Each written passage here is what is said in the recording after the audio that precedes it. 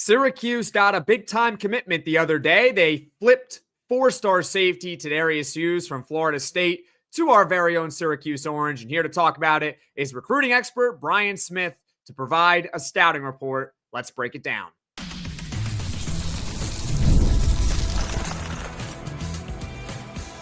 You are Locked On Syracuse, your daily podcast on the Syracuse Orange.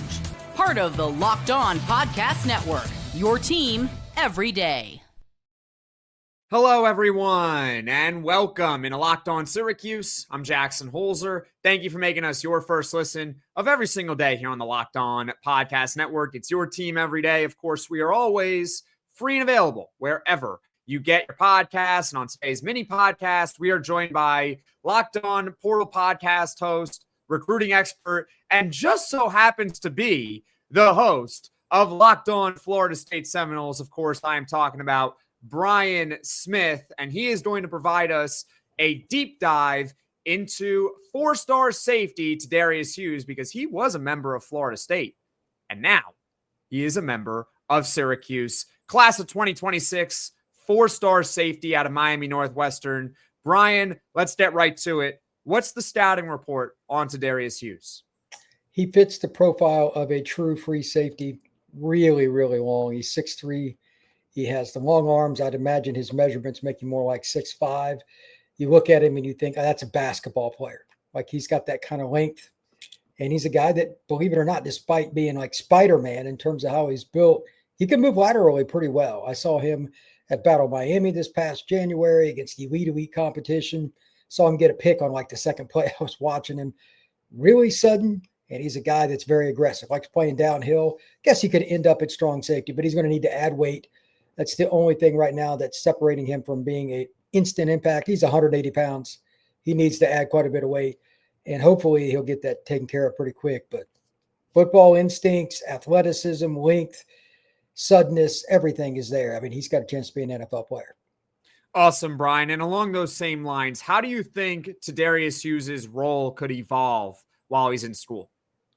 That depends on the weight, because again, like, he's built to play free safety, but mentally he really likes coming forward. So he's got to add some pounds. Like, potatoes need to be his friends.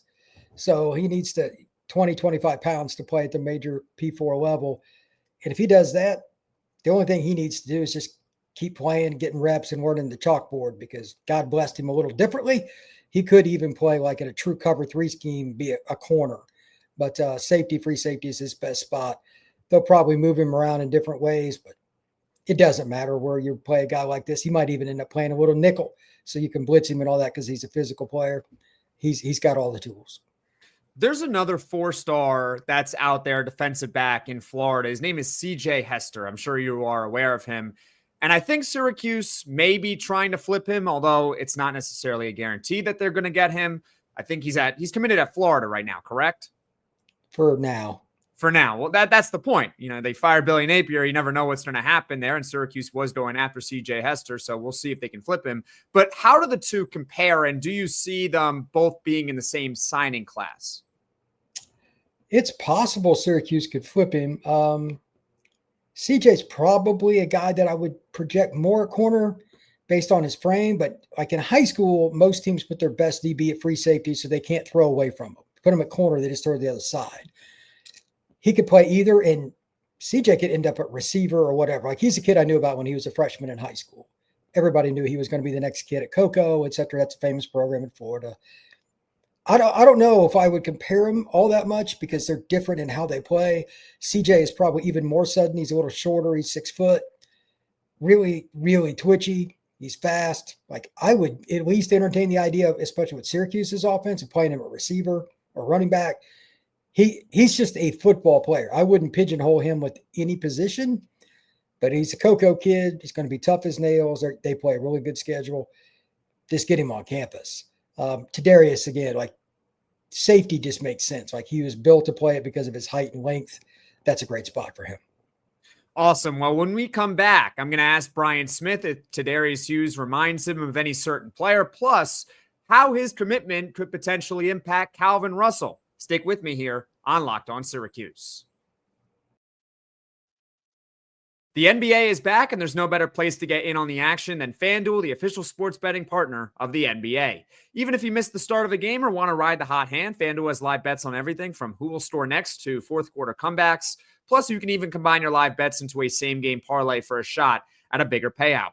It keeps every game exciting, especially when your team's making that late push. And right now, FanDuel is giving new customers $300 in bonus bets when your first $5 bet wins. So head to FanDuel.com to sign up and play your game with FanDuel, the official sports betting partner of the NBA. Mazda crafts cars for those who do more than simply move. You can make everyday drives feel like anything but, from smooth handling to intuitive controls. With all-wheel drive standard in every crossover SUV, you can drive with confidence through almost any season. And like our players, we sweat every detail, because when you make every move count, impossible becomes irrelevant. Mazda, move and be moved.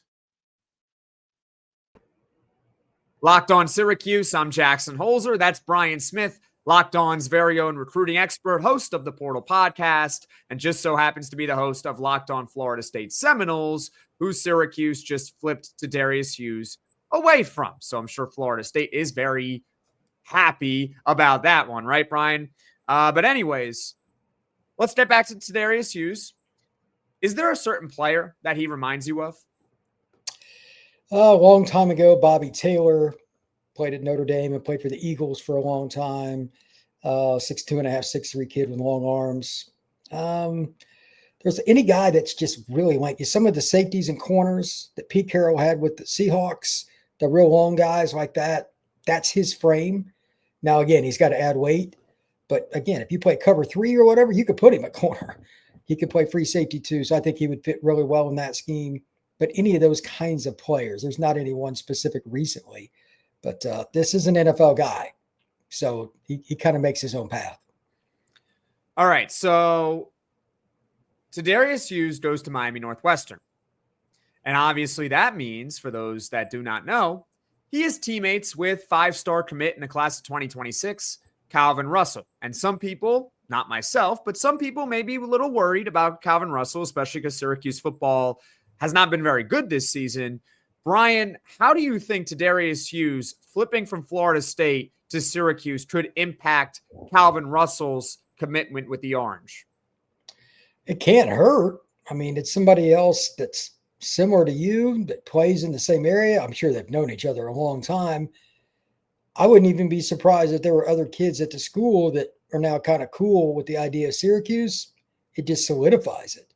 So if anything else, it probably increases the odds of Calvin ending up in upstate New York.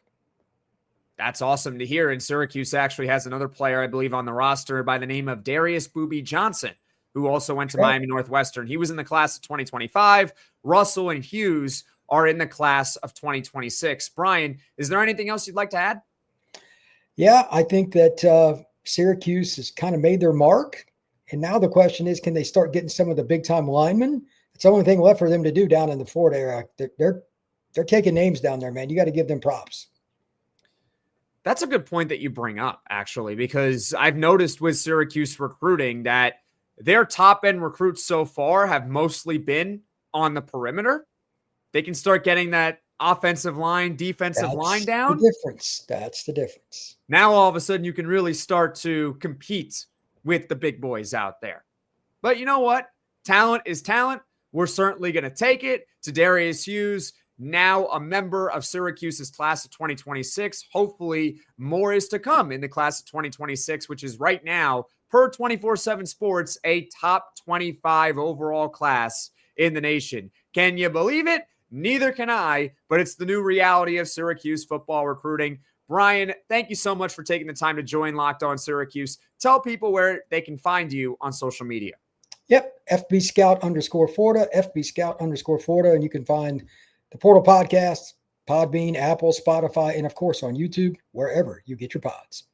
Awesome. Thank you so much, Brian. And folks, thank you all so much for watching. Thank you all so much for listening. If you like Locked On Syracuse, be sure to hit that like button. If you really enjoy the podcast, be sure to hit subscribe. Tell all your friends about Locked On Syracuse, and I'll see you all again soon.